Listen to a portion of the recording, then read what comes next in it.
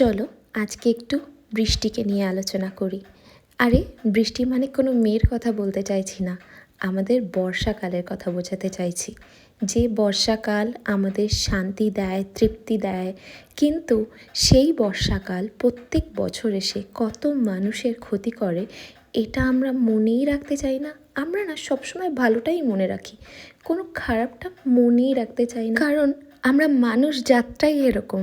আমরা সবসময় ভালোটাই মনে রাখি, খারাপ সময়টাকে মনেই রাখতে চাই না। একটা মানুষ যখন সুখে থাকে তখন আমাদের প্রচুর জ্বালা হয়, কিন্তু সেই মানুষটা যখন দুঃখে ছিল, সেই কতটা দুঃখ পেয়েছিল সেটা আমরা মনেই করতে চাই না।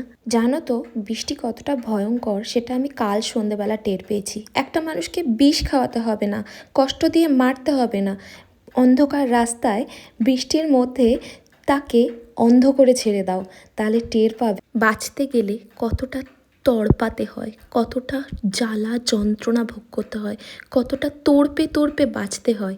এটা আমি কাল সন্ধেবেলা টের পেয়েছি।